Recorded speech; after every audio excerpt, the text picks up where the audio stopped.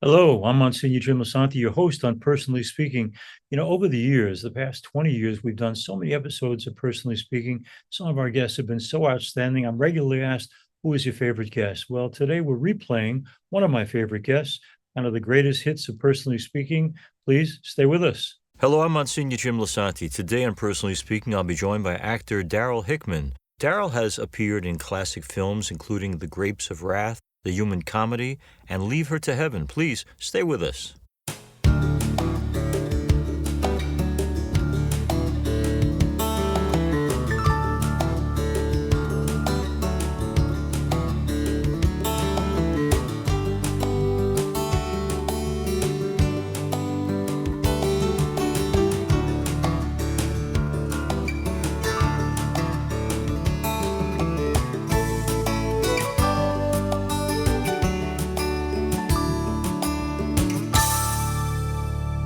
Hello and welcome to Personally Speaking. I'm your host, Monsignor Jim Lisante, and actor Darryl Hickman joins me now. Darryl appeared on the big screen in 1940 in John Ford's The Grapes of Wrath. Darryl's earlier film credits also included The Human Comedy, Men of Boys Town, Captain Eddie, and the classic Gene Tierney drama Leave Her to Heaven. He went on to become a successful television executive, producer, writer, and acting coach. Darryl is also a practicing Catholic, and in the early 1950s, he left show business to become a Passionist monk. He eventually realized performing was where his heart was and returned to the acting profession.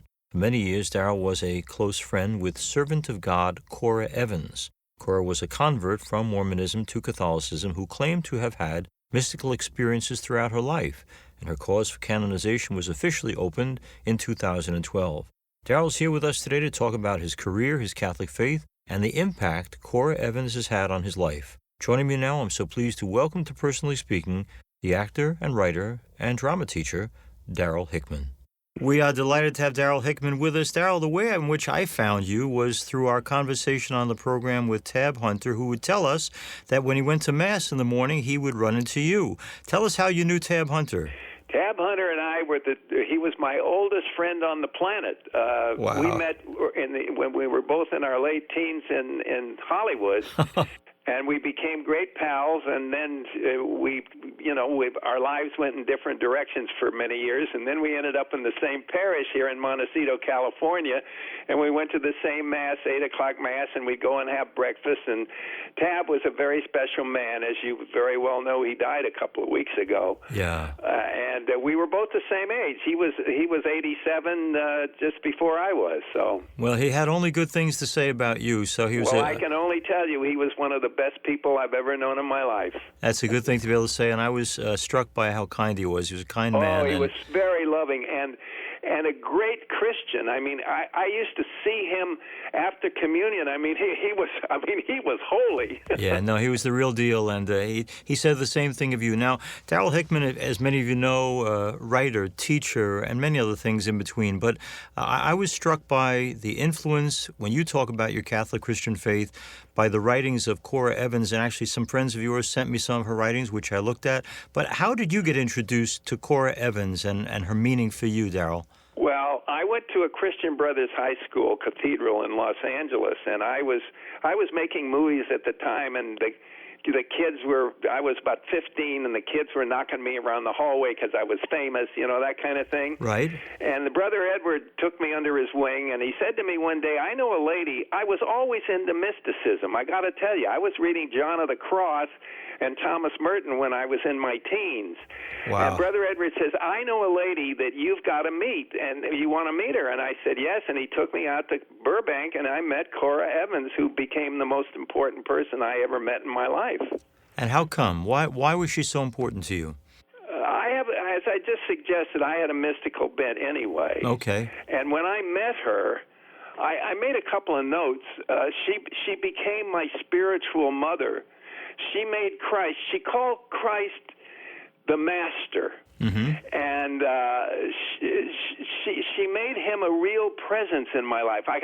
Do you have time for a brief story? Yes, absolutely. She used to invite me out to her place for lunch because I was like her son. Her son had died very early, and I would have been just his age. And she treated me so beautifully.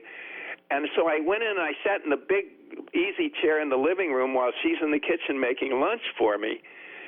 and the fragrance of roses is so overwhelming I can hardly breathe. Now, that was a standard thing around her house, different fragrances. Okay. And I said to her, I can hardly breathe. The smell of roses, the fragrance of roses is so great today. What's going on in here? And she yelled in from the kitchen. She said, oh, the master was sitting there all morning. Wow. And I said, what? I leapt up out of the chair. And I said, are you kidding me? She said, no. She said, anyway, I mean, I went through her ecstasies with her. I was invited, Father Parrish, her Jesuit I knew from Loyola University, he invited me to come and be in her ecstasies with her. Oh, it was unbelievable. I saw her stigmata. I mean, it was just an incredible experience, and it changed it didn't change my life. It fulfilled my prayer life, certainly, and she had an incredible influence on me. Darryl is talking about Cor Evans, and for our listeners around the country, she has become a servant of God named by the Church. Her cause for beatification and sainthood is underway in the Diocese of Monterey, California. But for the Church, she's just a woman who lived and died long ago. For Darryl Hickman, she's a close personal friend who fed a real interest in him in the mystical, which is terrific. I want to talk, too, about something else about you, Darryl, that is interesting. We think of you again as actor and writer and teacher, but you're very vital, obviously, for a man in his late 80s, and one of the ways in which your vitality is expressed, I'm told, is that you've taken up painting. Tell us about that. Well, I've done a little watercolor off and on all my life, but I was never a painter. And I'm 87, and I just decided I've had enough of show business, and I'm going to work in my garden. I call my garden, my home these days. Yeah. And the Holy Spirit in action is the garden for me. Mm-hmm. And I said, I think my wife Linda, who's the most important person in my life today, said, give me a Christmas present and paint something for me. And I got into it, and she liked it and so much. And in the last year and a half, I've painted between 50 and 60 paintings. Wow, amazing. As a matter of fact, they're going to be on a website, bellottagallery.com, from Fort Lauderdale, and they're going to be on there and exhibited on the website probably by the time this program goes on. Now, tell us again for our listeners, what's the name of the website? It's Bellotta, B as in boy, I-L-O-T as in Tom, T-A, gallery.com. In Fort Lauderdale, Florida, and they're going to have some of my paintings up there because he saw some examples of it, and he said, I love this work, and suddenly I'm a painter. That's terrific. We're talking here with Darryl Hickman. Darryl, you gave me a perfect segue question, and in most weekends of the year I get to do weddings, and to help me better preach about the couple, I always say, hey, write me an essay. Why, of all the people, all the choices out there, why is this the one that you chose to build your life with? If I had been there to tie the knot between you and Linda, what is it about Linda that makes you, first of all, choose her to be your wife, and then have you say, the most important person in my life right now is Linda? What's so special about Linda?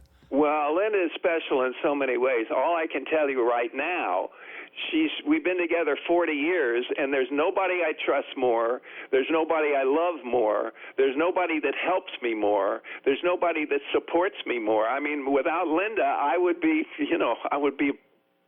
paraplegic without. Wow, that's beautiful.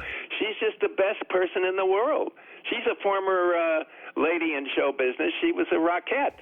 Oh, wow. And, I got to tell you something. She's not a Catholic, but when she heard about Cor Evans, she immediately bought it. And she sometimes looks a little bit like Cora to me. I don't know. It's very strange. Isn't that amazing? I want to talk to Darryl Hickman. We all come from somewhere. None of us is without a family of origin. When you look back these 87 years, Milton and Catherine, your parents, what did they do right in raising you? I knew you were going to ask me that. I wrote this down. Mother taught me how to pray. Dad taught me how to work. Oh, good. Oh, it's a great combination. And praying and working has been my life. Praying and working. And when I say work, I managed somehow. I don't know how I did it. I managed to turn my work into every creative endeavor. I mean, I did acting, writing, directing, producing, CBS executive, everything including now the painting, everything I've ever done comes from, the ability to just create what I wanted to create. And how were you taught to pray? How was I taught to pray? My mother took me by the hand Mm-hmm. when I was a little boy, probably 5 or 6 years old, just before my Holy Communion. And she took me to church with her. Okay. And she said, now I want you to learn how to say this prayer. And she taught me the Hail Mary. It was Immaculate Heart Parish in Los Angeles. Okay. And I was hooked. It just worked for me. And then she saw that I got my first Holy Communion. She was a very devout lady. And she'd take me to novenas and things. So it was really my mother that got me off the ground. And then, I was ready probably for 10, 15 years later for Cora. Not every parent is thrilled with the idea that their child isn't going to have a 9-to-5 job and a pension and a steady salary.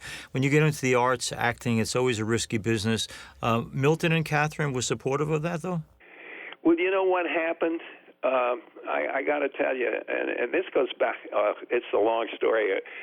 I came along, and I was ready to go. My dad was struggling in his business. He had just started a business, and I was a song and dance man at 6 years old. My first job in show business was singing and dancing with Bing Crosby and the Star Maker at Paramount when I was 8 years old. And I just did it. I just loved doing it. And Bing picked up on it. He said, I've got to take you to my brother who will get you more jobs. His brother was a big agent. Mm-hmm. And that's how my career got started. It was Bing. Wow. Okay, Bing Crosby did it. Now, when you look back, and I've read interviews with you, Darryl, on things, and it doesn't always sound like you think being a child actor is the healthiest thing for a child. How come?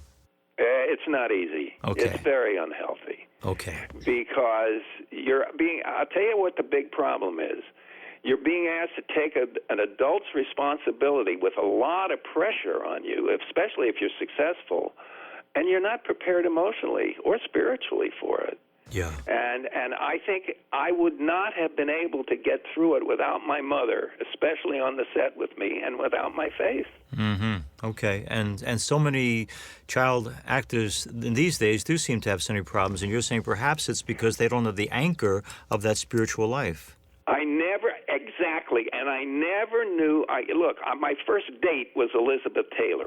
I mean, come on. I went to school with Jane Powell and Elizabeth Taylor and Claude Jarman Jr. and Roddy McDowell, and I knew everybody in the biz that was my age, and they all ended up rather troubled, really troubled. Yeah. And they struggle. It's not an easy thing to.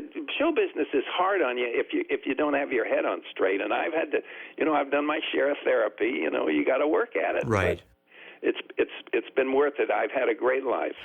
So many actors today. Darryl Hickman is our guest. So many actors also forego formal education because, after all, they have their careers. But the interesting thing about Darryl Hickman, as he mentioned, he went to Cathedral High School in Los Angeles, but went on to Loyola University, where he graduates summa cum laude. So clearly, the world of the mind matters to you, and you fed it through formal education. Was that a conscious choice on your part? Oh my gosh, was it? I mean, the Jesuits.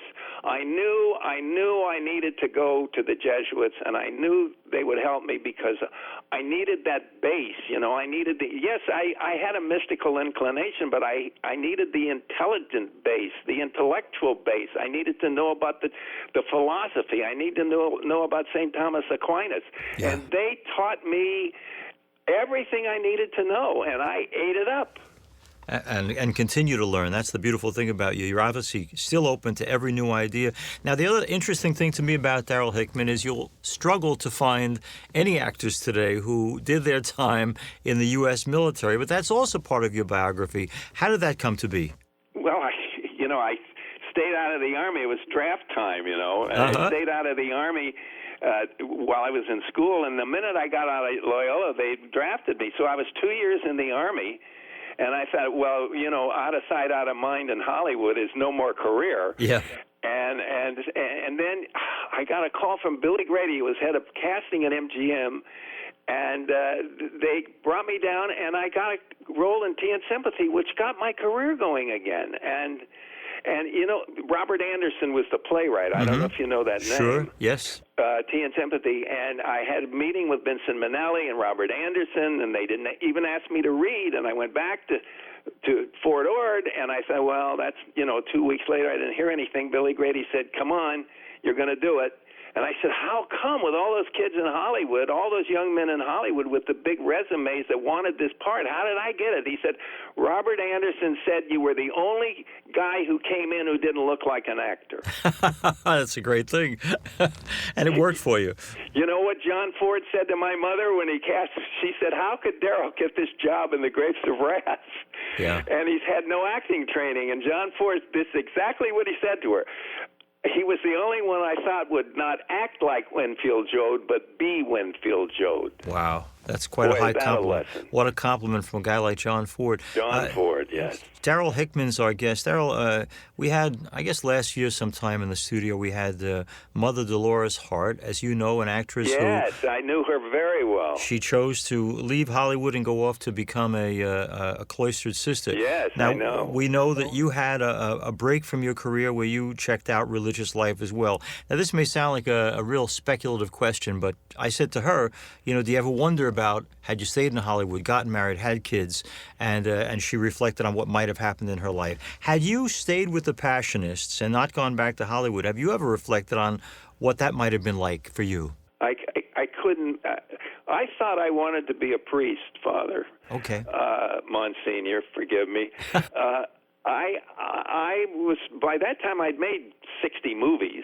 Yeah. And I thought, well, I've done that now, and I was very devout. I really was. Mm-hmm. And I thought I wanted to be a monk. So I went to the Passionists, and I lasted 32 days and walked up and down behind the chapel crying, sobbing. And finally the novice master said to me, I think you better go home. Wow. And I went home, and I was crushed because I thought that's what I was going to do. But it's so interesting, Monsignor. You've got to follow God's plan. You can't go decide to do something because you want to be a priest. That doesn't mean God wants you to be a priest. Right. It is a calling. It's a genuine vocation. It is a calling, and thank God for you and all of you with the calling, but I didn't have it. And thank God for the call, the vocation of marriage, so that you and Linda can also touch lives. I want to, moving into family life, every year I have a mass that I say specifically for parents who have lost a child, and there's a unique suffering related to that. Oh, boy. And you've been through that experience. Was there, through the loss of your son, Justin, what did you learn? What did you experience? Would you have any kind of insight for parents who are grappling with the loss of a child and how to cope? What a question. Oh, boy. First of all, without faith, without trust in God, it would have been impossible for me. And it takes time. But you know what? I was working with a therapist who was working on I was doing body work about a year later. She was a very psychic lady. His name was Justin, and she said, Justin is here. And I said, what? She said, Justin is here. And she had not met him, but I said, what does he look like? And she described him exactly, and he wants to talk to you. So through her, he talked to me for like an hour. And he said, Dad, I made a mistake. He committed suicide. I made a mistake. And I'm in school now with all of the people who did what I did on the same day. And I'm calling, this is bringing tears to me. And I want you to know that I'm okay, and I want you to tell Mom I'm okay. Wow. And not to worry about me, that I'm being taken care of by God. And I mean, it was incredible. So I think that's what got me through. Yeah. I love that. So the faith, as well as the recognition that he's fine in God's care. And do you believe, Darryl, that you'll see him again? Oh, no question. Yeah. I talk to him all the time. I talk to Cora every 15 minutes. and I mean, it's like there's a presence in my life. And I learned from Cora that Jesus Christ is also in my life. I mean, we're like doing it together. Yeah. That I learned from Cora. I believe that totally. Darryl, one of my closest friends in your business was, in fact, I got to be a part of his funeral, sending him home to God, was the film director Frank Capra. Did you guys have connection?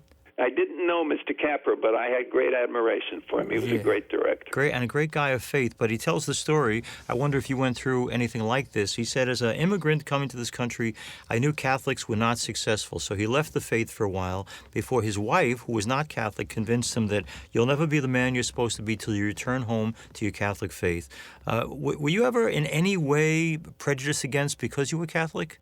Yes, I was. Okay. Yes, I was. Not overtly, because, look, I grew up with a few Catholics, mostly Protestants and Jews. Okay. The Jews were terrific to me. The Protestant people tended to not. It wasn't popular when I was, this is the 30s and 40s. Right. It was not popular to be a Catholic, but nobody said anything much directly to me. They just kind of diminished me in different little ways, and it made me feel bad. It really did. But the Jews treated me with huge respect.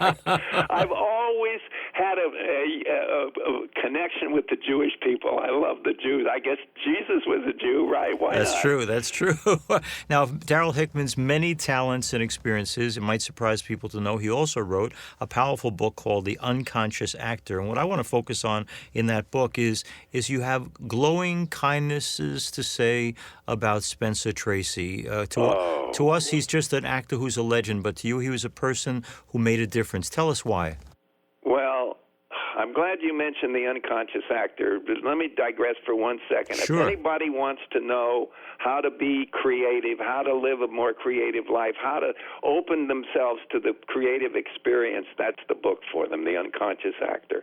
And what Mr. Tracy taught me, can I tell you a brief story? Sure. I'm doing Keeper of the Flame, George Cukor, the great director. Mm-hmm.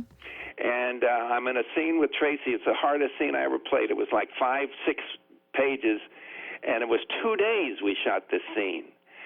And Mr. Tracy, I had to cry on cue like 6 times through this scene. Wow. I had no training. I had no technique. I had nothing. And Spencer Tracy, one of I think the best film actor ever, sat across from me by the camera, feeding me dialogue from my close-up, and he never went to his dressing room. He sat there for 2 days. Wow. And I thought, and he didn't say a word to me. Cukor talked to me, and at one point Tracy said to me, I think if you take a pause there, you'll make a better transition. Wow. I didn't even know what a transition was. It was going into a crying moment, Yeah. And that's all he said to me. And I tell you, he couldn't have been nicer to me. He gave me a great photograph at the end of the shoot with his signature and a lovely message on it. So Isn't that great? I revere Spencer Tracy. It's so good to hear that human, kind, compassionate side of him. Now, I used to see him at Mass in Beverly Hills, too. Good Catholic guy, too. Now, one of my favorite Darryl Hickman movies is that Fighting Father Dunn. Mm-hmm. Now, tell us, because I bet our listeners don't know, who is Father Dunn? Father Dunn, as I recall, ran a boys' something for boys, and took boys that were troubled and criminals and all of that stuff, and got them off the streets, and had a kind of a shelter for them or something, and that's what that story was about. I was the bad kid. You were the bad kid, but you were saved as well. Did you see that movie? I did indeed, as well as... You remember, did I go to the gas chamber or not? Now, I'm thinking, too, I'm getting mixed up with Men of Boys Town.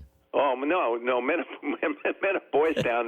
That was with Rooney and Tracy. Okay. And I was a delinquent. I was about 9 years old, and in Father Dunn, I was about 15. I was beginning to grow up a little bit. That is so good. Let me ask you, at 87, what are your hopes for the future? You know what I try to do? I hate the word try, so I'm going to say it better. I live every day. Linda and I get up every morning. We make an affirmation for today. Today is my life. Yeah. And I am going to do the best I can, moment to moment to do the things that God wants me to do, and I try to do His will. We both do, and that's the key, day to day. Looking back on your life, Darryl Hickman, would you have followed a similar path in terms of the creative arts? Oh, absolutely. I tell you, and it's all in my book, The Unconscious Actor. I have had the most blessed life. I really have, and I think that I would have never had the experiences that I've had, to learn what I've had, learn what I write about in the book, how to be creative, how to create, because I believe, and I'm sure you believe this, that we are co-creators with God of our lives. Yes. And if we learn how to use our creativity, we're like a God in the creation of our lives. So we've got to get busy and do it. You know, you mentioned early on, Darryl, in the interview that your mom had early on taught you how to pray, and specifically dedication to Our Lady. Is Mary, the Mother of Jesus, important in your spiritual life? Oh, you know what Cora called her? My beautiful lady. Mm. My beautiful lady, the Blessed Mother appeared to Cora when she was very young a number of times. It was through her that she was alerted to go. She was a Mormon, as you know. Yes. And it was through Mary's appearances to her that suggested to her to go and get baptized a Catholic. It was through Mary. Isn't that great? So Mary had her, by the way, the Lord was roses. Mary had her own scent. It was quite interesting. It was different from roses. And when I would say to Cora, is that Mary? And she said, oh yes. I want to thank Darryl Hickman for being with us. Obviously, you can see him in literally hundreds of motion pictures, but pick up now because it's more of an insight into his life and his beliefs and his convictions. His book that he authored, The Unconscious Actor, the subtitle is Out of Control, in Full Command. The Unconscious Actor by Darryl Hickman. Darryl, thanks so much. You can get it at Amazon.com. There you go. Thank you for the commercial. Yeah, that's right. I want to thank it a lot. You're the best, Darryl. Thank you so much for your honesty about your faith, about love, about parenting, and about the acting field. You're a great man, and I hope we hear from you for many more years to come. I love talking to you. I must thank you. As we end today's program, I want to thank all of you for being with us. If you have any questions or comments about the show, you can send them to me through our website, which also has past Personally Speaking episodes. It's www.closeencountertv.com. Just go to the top of the page, the radio button, and hit that. Please be sure to visit the site and encourage your family and friends to do so as well. You can also listen to past Personally Speaking episodes and Monsignor Jim's weekly homilies at www.ollmp.org. That's www.ollmp.org. I'm privileged to serve as host and executive producer, Personally Speaking. Our producer is Lisa Jandovitz. Our engineer is Rocco Vitolo, and our audio facility is Creative Media Design in New York City. Thanks so much for joining us. We'll be with you again next time on Personally Speaking.